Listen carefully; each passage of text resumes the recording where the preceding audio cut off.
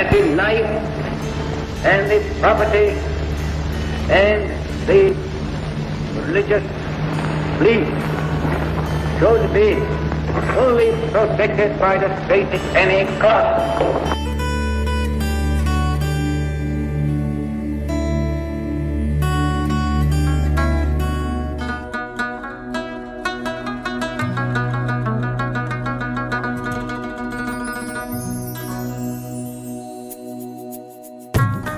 अस्सलाम वालेकुम नाजरीन, वॉइस ऑफ सिंध के प्लेटफॉर्म से मैं नाजिया मीर आप सबको कहती हूँ खुशामदीद स्टोरी ऑफ इंडस सिविलाइजेशन के खुसूसी प्रोग्राम में।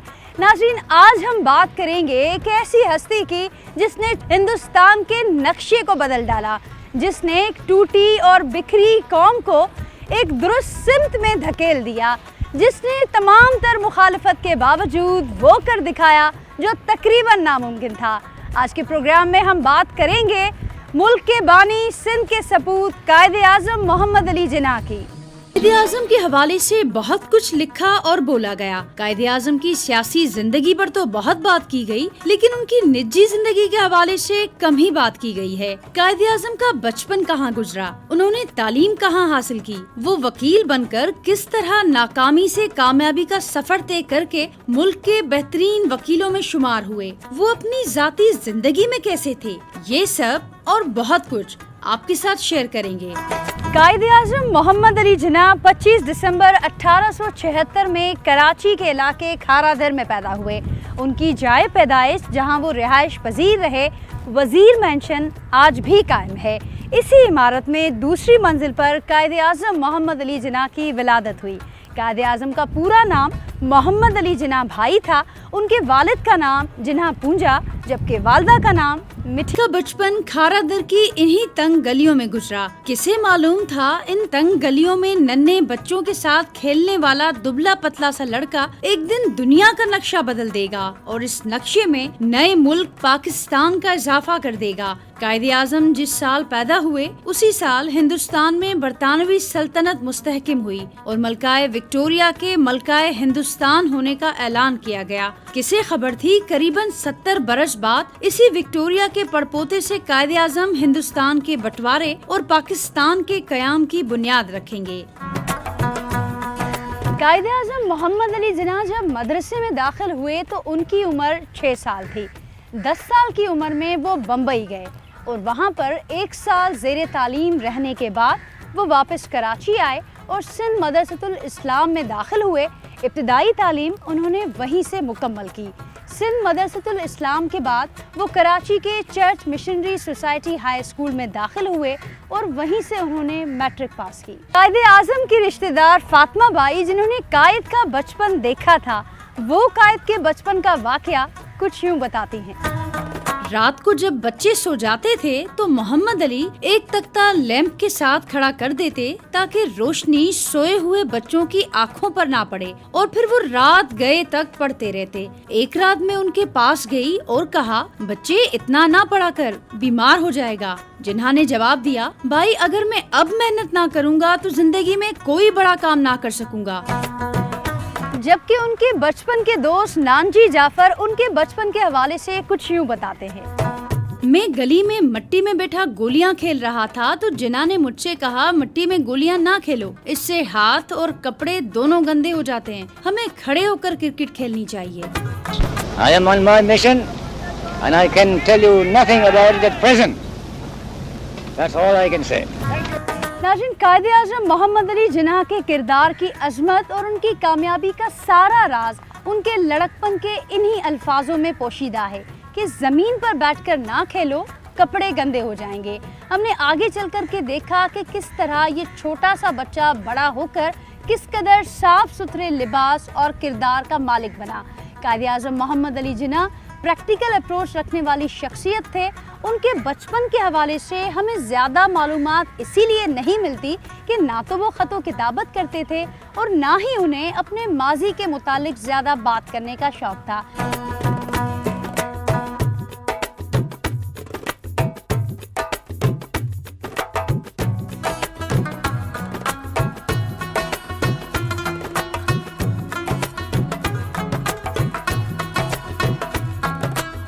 قائد اعظم محمد علی جناح 16 برس کی عمر میں بیرون ملک روانہ ہوئے۔ روانگی سے قبل ان کی والدہ نے اپنی دور کی رشتہ دار ایمی بائی سے ان کی شادی کر دی۔ جناح کے انگلستان جانے کے کچھ ماہ بعد ہی ایمی بائی کا انتقال ہو گیا۔ 1892 میں انگلستان کی سرزمین پر قدم رکھنے والے اس نوجوان نے محض 2 برس میں بیرسٹری کا امتحان پاس کر لیا۔ جب قائد اعظم محمد علی جناح نے وکالت کی ڈگری لی تو ان کی عمر صرف 18 سال تھی۔ ان کے علاوہ کوئی اور ہندوستانی طالب علم اس سے کم عمر میں بیرسٹری کے امتحان میں کامیاب نہیں ہوا۔ انہوں نے لنکن سے ڈگری حاصل کی تھی، جہاں داخلہ لینے کا سبب بے حد اہم ہے۔ 1947 میں کراچی بار ایسوسی ایشن سے خطاب کرتے ہوئے قائد اعظم نے فرمایا، میں نے لنکن میں شرکت کو اس لیے ترجیح دی کہ اس کے دروازے پر دنیا کے بڑے بڑے قانون سازوں میں پیغمبر اسلام حضرت محمد رسول اللہ صلی اللہ علیہ وآلہ وسلم کا اسم مبارک بھی شامل ہے۔ اس سے اندازہ ہوتا ہے کہ قائد اعظم رسول اللہ سے کس قدر محبت کیا کرتے تھے۔ یہ محبت محض جذباتی نہیں تھی، بلکہ انہوں نے باقاعدہ رسول اللہ صلی اللہ علیہ وآلہ وسلم کی سیرت کا مطالعہ کر رکھا تھا۔ ہم رہنمائی حاصل کریں گے ان سنہری اصولوں سے جو حضرت صلی اللہ علیہ وسلم نے بتائے۔ مجھے یقین ہے کہ آپ کی حمایت اور آپ کی مدد سے وہ دن ایک سنہرا دن دور نہیں۔ جناح 1896 میں 20 سالہ سند یافتہ بیرسٹر کی حیثیت میں وطن واپس آئے۔ یہاں دنیا ہی بدل چکی تھی، والدہ اور بیوی کا انتقال ہو چکا تھا۔ کراچی میں قدم نہ جمے تو جناح بمبئی جا پہنچے۔ یہ اعزاز بھی قائد کے سر جاتا ہے کہ وہ بمبئی میں پہلے مسلم بیرسٹر تھے۔ بمبئی میں بھی ابتدا میں مشکلات پیش آئیں۔ ابتدائی 3 سال بہت دشوار تھے۔ وہ روزانہ اپنے گھر سے پیدل کوٹ جاتے اور باقاعدگی سے دفتر میں بیٹھتے، لیکن 3 سال تک انہیں کوئی کیس نہ ملا۔ اگر بمبئی کی سڑکیں بولنے لگ جائیں تو وہ گواہی دیں گی کہ اتنی مشکلات کے باوجود قائد اعظم نے کبھی ہمت نہیں ہاری، اور اسی حوصلے کی وجہ سے وہ جناح سے قائد اعظم بنے۔ 3 سال کی جدوجہد کے بعد بالآخر بمبئی کے ایک مشہور وکیل جان میک فرسن نے انہیں اپنے ساتھ کام کرنے کی پیشکش کی۔ یوں قسمت پلٹی اور قائد اعظم آہستہ آہستہ مقبول ہونے لگے۔ سن 1900 میں بمبئی میں ایک پریزیڈنسی میجسٹریٹ کی جگہ خالی ہوئی۔ قائد اعظم کی صلاحیتوں کو دیکھتے ہوئے انہیں عارضی طور پر پریزیڈنسی میجسٹریٹ مقرر کر دیا گیا۔ مالی پریشانیاں کم ہوئی تو انہوں نے گاڑی خرید لی اور کرائے کے بہتر مکان میں منتقل ہو گئے۔ یہ امر کتنا حیران کن ہے کہ جسے آج ہم قائد اعظم کہہ کر پکارتے ہیں، جس کے ایک اشارے پر کروڑوں مسلمان سڑکوں پر نکل آئے تھے، اس شخص پر ایک ایسا وقت بھی آیا تھا جب وہ سڑکوں پر پیدل چلا کرتا تھا اور جس نے برسوں کیس ملنے کا انتظار کیا۔ ان کی لازوال کامیابی کے پیچھے شب و روز کی محنت، عزم و ہمت اور حوصلے کی ناقابل فراموش داستان ہے۔ قائد اعظم کی کہانی مادر ملت فاطمہ جناح کے تذکرے کے بغیر ادھوری ہے۔ بانی پاکستان کی بہن کی قربانیوں سے بھلا کون واقف نہیں۔ انہوں نے اپنے بھائی کے شانہ بشانہ ملک و قوم کی ترقی کے لیے دن رات کام کیا۔ قائد اعظم کو اپنی بہن سے بہت انسیت تھی۔ مالی حالات کچھ بہتر ہوئے تو وہ بہن کو بمبئی لے آئے اور باندرے کے کانوینٹ اسکول میں ان کا داخلہ کرا دیا۔ قائد اعظم نے فاطمہ جناح کی تعلیم پر خصوصی توجہ دی۔ وہ ہر اتوار باقاعدگی سے ان سے ملنے جاتے۔ بھائی بہن کی یہ محبت مرتے دم تک برقرار رہی اور ایک مثال بن گئی۔ قائد اعظم نے ایک جگہ فرمایا تھا، سیاسی جدوجہد میں میری بہن فاطمہ ہر وقت میرے ساتھ رہی۔ شام کو جب میں گھر آتا تو یوں محسوس ہوتا کہ روشنی اور امید کی ایک کرن روشن ہو گئی۔ اگر وہ میرے ساتھ نہ ہوتی تو میری پریشانیاں بہت بڑھ جاتی اور میری صحت زیادہ بگڑ جاتی۔ انسان کی سب سے بڑی طاقت اس کی خود اعتمادی ہوتی ہے۔ خود اعتمادی کے معاملے میں قائد اعظم کو دوسروں پر سبقت حاصل تھی۔ ان کی باتوں میں حیران کن اعتماد اور یقین جھلکتا۔ یہی وجہ تھی کہ تقسیم کے بعد بھی ان کے بمبئی کے ہندو ساتھی ان کے یقین محکم، اعتماد اور انداز گفتگو کو یاد کیا کرتے تھے۔ اس اس سلسلے میں ایک واقعہ پیش خدمت ہے۔ ایک بار سر چارلس بینٹ نے، جو بمبئی کے امور قانون کے ممبر تھے، قائد اعظم کو ملازمت کی پیشکش کی۔ ماہانہ تنخواہ 1500 روپے تھی۔ جناح نے یہ کہہ کر انکار کر دیا کہ میں تو یومیہ 1500 روپے کمانا چاہتا ہوں۔ بے شک ان کے مزاج میں بے باکی تھی، لیکن انہوں نے جو کہا تھا کر دکھایا۔ وہ بمبئی کے کامیاب ترین وکیل بن کر ابھرے۔ قائد اعظم اس زمانے میں یومیہ 1500 روپے کماتے تھے، جبکہ بیشتر افراد کی ماہانہ تنخواہ اس رقم سے کم تھی۔ سچ تو یہ ہے کہ ایک صدی گزرنے کے بعد آج بھی یہ معقول آمدنی ہے۔ اس واقعے سے اندازہ لگایا جا سکتا ہے کہ کیسے قائد اعظم ایک عظیم لیڈر بنے۔ ذاتی زندگی سے پیشہ ورانہ زندگی تک ہر معاملے میں ان کا ویژن کلیئر تھا، اور جب قوم کو لیڈ کرنے کی باری آئی تب بھی انہیں اپنی منزل کا بخوبی اندازہ تھا۔ قائد کے ایک وکیل دوست لکھتے ہیں، جب محمد علی جناح کے مالی حالات اچھے نہ تھے تب بھی ان کا لباس ان کا طرائے امتیاز تھا، اور اس مشکل وقت میں بھی ان میں انتہا کی خود اعتمادی اور بے باکی تھی۔ یہی وجہ تھی کہ وہ آگے جا کر بمبئی کے سب سے مشہور وکیل بن کر ابھرے۔ قائد اعظم ایک بار کوئی مقدمہ لڑ رہے تھے۔ ان کے دلائل سے ضد ہو کر جج نے کہا، مسٹر جناح، یاد رکھیے کہ آپ کسی تیسرے درجے کے میجسٹریٹ کے سامنے بحث نہیں کر رہے۔ جناح نے برجستہ جواب دیا، جناب عالی، آپ کی اجازت سے میں بھی آپ کو بتا دینا چاہتا ہوں کہ آپ کے سامنے بھی کوئی تیسرے درجے کا وکیل نہیں بلکہ محمد علی جناح کھڑا ہے۔ قائد اعظم کا یہ اعتماد ہر محاذ پر کامیابی کی کنجی ثابت ہوا۔ وہ نہ مشکلوں سے کبھی ڈرے اور نہ ہی کبھی سمجھوتا کیا۔ آپ اصولوں کے پکے اور بلا کے ایماندار تھے۔ مشہور کہاوت ہے کہ اگر آپ چاہتے ہیں کہ لوگ آپ کی عزت کریں تو سب سے پہلے آپ اپنی عزت کرنا سیکھیں۔ قائد اعظم اس کی زندہ مثال تھے۔ وہ اپنی عزت کرتے تھے اور کروانا بھی جانتے تھے۔ ایک مقدمے میں قائد اعظم کے حریف معروف وکیل سوم جی تھے، جو ایک ساتھ 2 مقدمے لڑ رہے تھے۔ سوم جی ابھی ایک عدالت میں مباحثہ کر ہی رہے تھے کہ دوسری عدالت سے مقدمے کی آواز آ گئی۔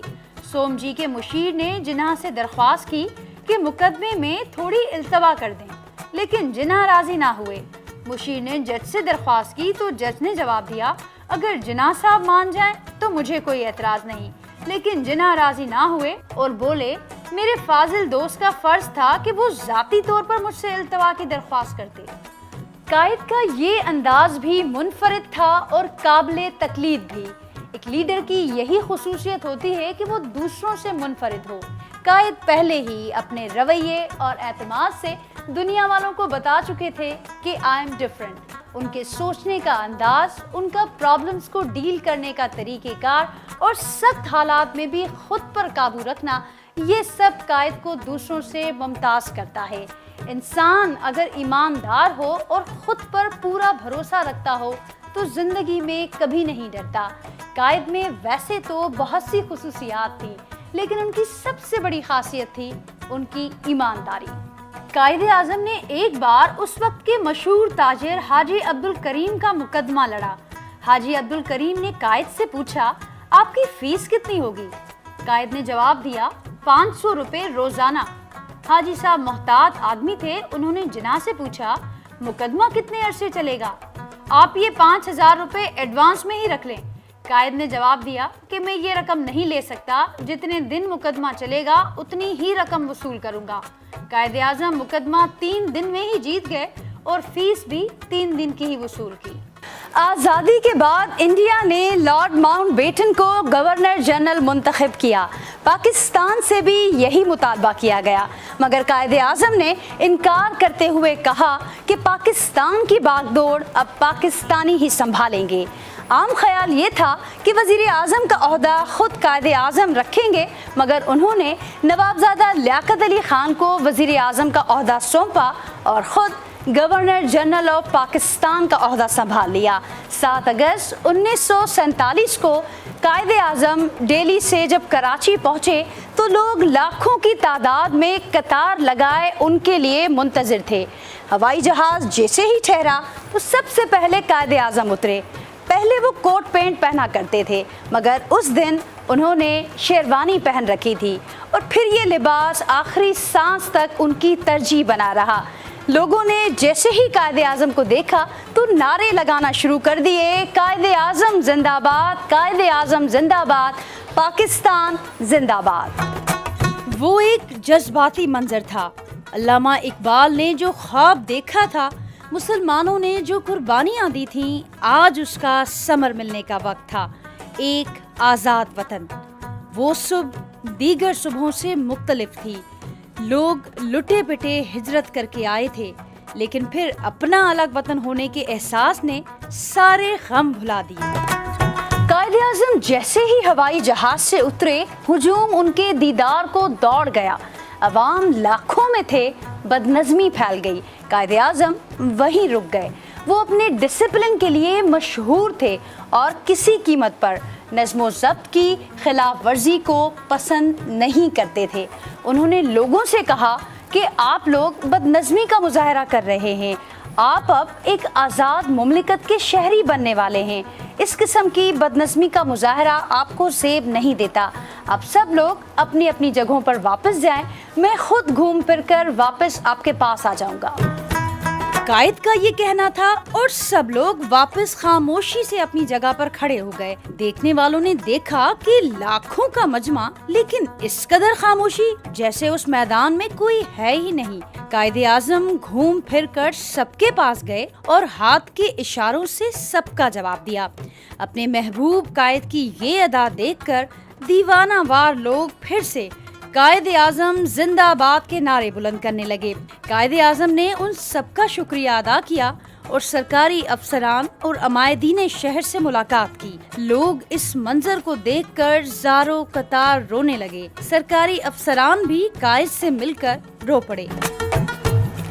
یہ خوشی کے آنسو تھے۔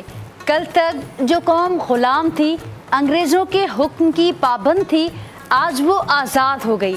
قائد اعظم سب سے گرم جوشی سے ملے اور پھر گورنر ہاؤس کی طرف روانہ ہو گئے۔ 7 اگست 1947 کا دن گزر گیا اور پھر وہ صبح آئی جس کا سب کو انتظار تھا۔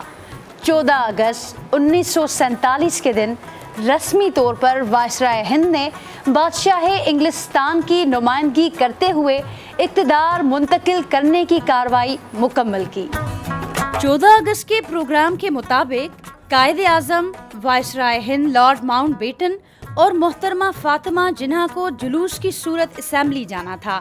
یہ جلوس وکٹوریہ روڈ اور بندر روڈ سے ہو کر اسمبلی کی عمارت میں پہنچنے والا تھا۔ اس موقع پر ماؤنٹ بیٹن نے جناح سے کہا کہ CID نے اطلاع دی ہے کہ آج کے جلوس میں آپ پر قاتلانہ حملہ ہوگا، بہتر ہے آپ جلوس کے بجائے براہ راست اسمبلی پہنچ جائیں۔ قائد اعظم نے کہا کہ ان کی قوم نے یہ نیا ملک اس لیے نہیں بنایا کہ اس کا سربراہ انہیں چھوڑ کر حملے کے ڈر سے چپ چاپ اسمبلی چلا جائے۔ وہ اسمبلی ان کے ساتھ ہی جائیں گے، بے شک آپ چاہیں تو اکیلے اسمبلی جا سکتے ہیں۔ قائد کی اس بات نے ماؤنٹ بیٹن کو حیران کر دیا۔ بعد ازاں وائسرائے قائد کے ساتھ ہی جلوس کے ہمراہ اسمبلی پہنچے۔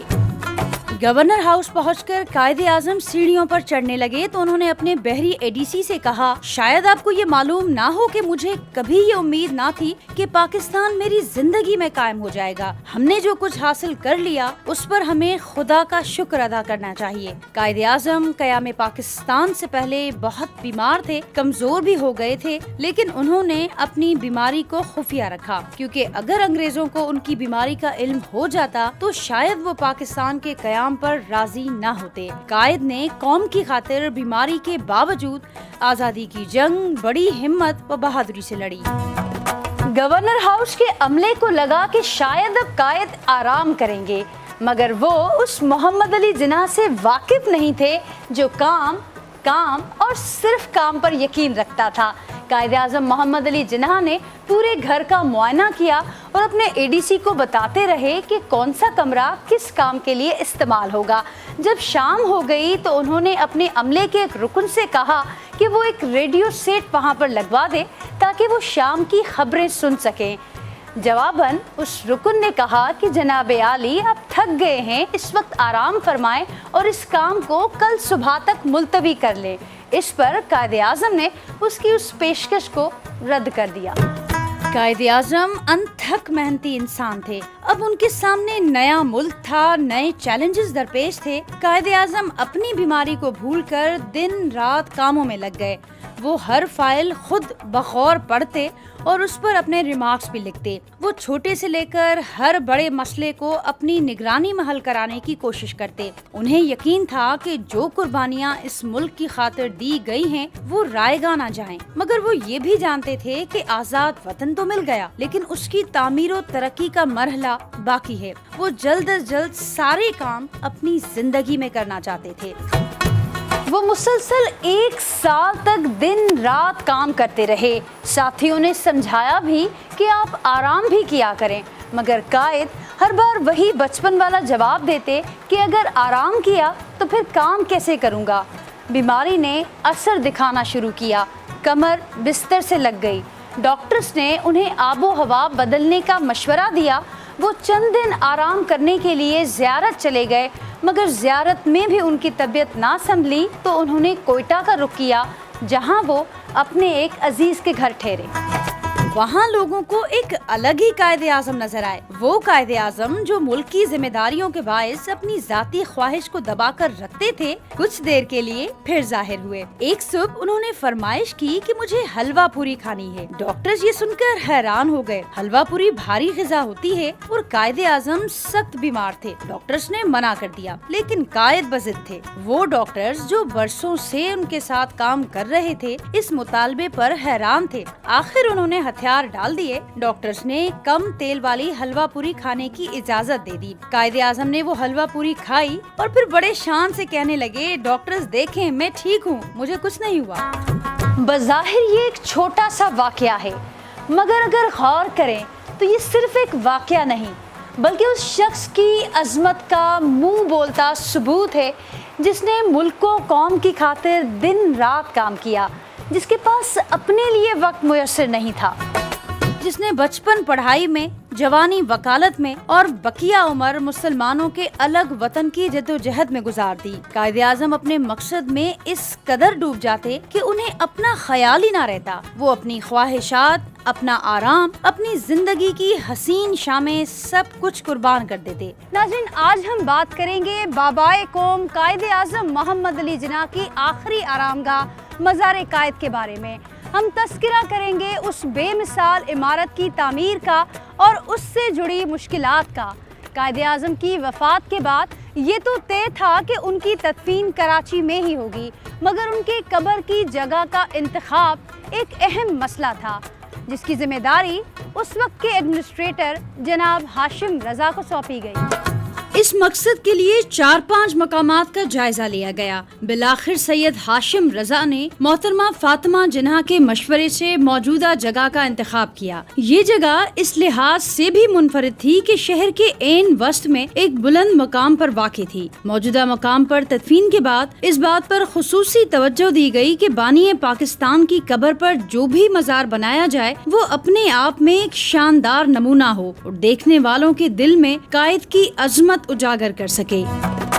قائد اعظم محمد علی جناح کو جس جگہ سپرد خاک کیا گیا وہ جگہ 144 ایکڑ رقبے پر مشتمل ہے۔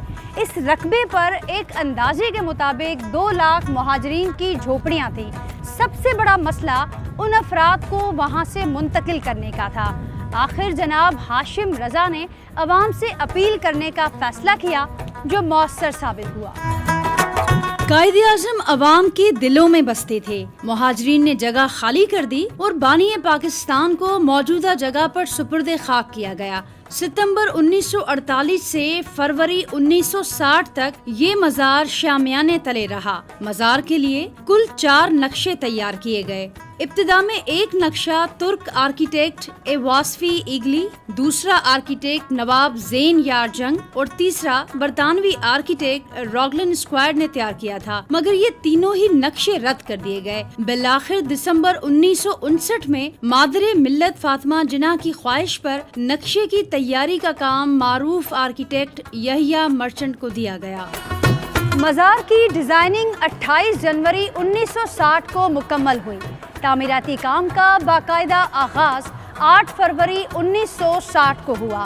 31 جولائی 1960 کو اس وقت کے صدر فیلڈ مارشل ایوب خان نے مزار کا سنگ بنیاد رکھا.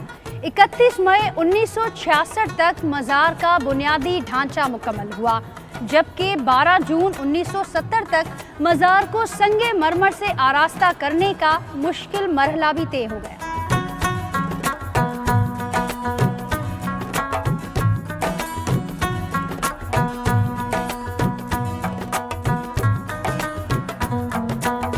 دسمبر 1970 کو چین کے مسلمانوں کی جانب سے تحفے میں دیا گیا 81 فٹ لمبا فانوس گنبد میں نصب ہوا. مزار کی تعمیر پر 1 کروڑ 48 لاکھ روپے کی لاگت آئی.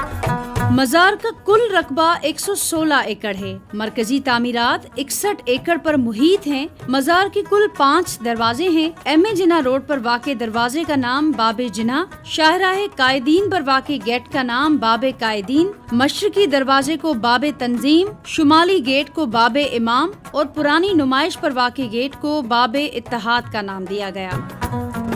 یہ مزار صرف قائد اعظم کی آخری آرام گاہ نہیں، بلکہ اس مزار کے مشرقی حصے میں واقع ایک کمرے جس کے باہر ہم اس وقت یہاں موجود ہیں 5 قبریں موجود ہیں. قائد اعظم کے مزار پر فاتح خوانی کے لیے آنے والے عوام کی اکثریت اس کمرے تک نہیں پہنچ پاتی. وجہ یہ نہیں کہ یہاں پر داخلے پر پابندی عائد ہے، بلکہ وجہ یہ ہے کہ عوام کی اکثریت یہاں موجود قبروں سے لا علم ہے. یہاں پر معمولی افراد کی قبریں نہیں، بلکہ یہ جگہ لیاقت علی خان، بیگم رانا لیاقت علی خان، سردار عبدالرب نشتر، محمد نور الامین، فاطمہ جناح کی آخری آرام گاہ ہے.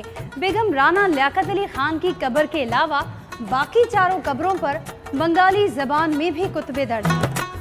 مزار قائد کا شمار پاکستان کی نمایاں ترین عمارتوں میں ہوتا ہے. اس کا اچھوتا انداز اور حسن ہمارے معماروں اور ہنرمندوں کی شب و روز محنت کا منہ بولتا ثبوت ہے. اس کا تمام مٹیریل ملکی ذرائع سے حاصل کیا گیا اور اس کی تعمیر میں قائد کی شخصیت، کردار، مرتبے اور اسلامی فن تعمیر کو خصوصی طور پر مد نظر رکھا گیا ہے. اس مزار میں کئی تشبیہات اور علامتیں ہیں. مزار کے ڈیزائنر یحییٰ مرچنٹ کے بقول قائد کراچی میں پیدا ہوئے اور مسلمانوں نے ہند کی رہنمائی کے بعد ان کا انتقال بھی یہیں ہوا. ان کا مزید یہ کہنا تھا کہ مزار کو ڈیزائن کرتے ہوئے میں نے عظیم رہنما کی ذاتی خصوصیات کو مد نظر رکھا. بے شک آج اس کی قامت میں قائد اعظم کی عظمت کی جھلک نظر آتی ہے. ناظرین، اسی کے ساتھ آج کے اس ایپیسوڈ سے اپنی ہوسٹ نازیہ میر کو دیں اجازت. اسٹوری آف انڈس سویلائزیشن کے مزید پروگرامز میں آپ سے ہوگی پھر ملاقات. اپنا بہت سارا خیال رکھیے گا. اللہ حافظ.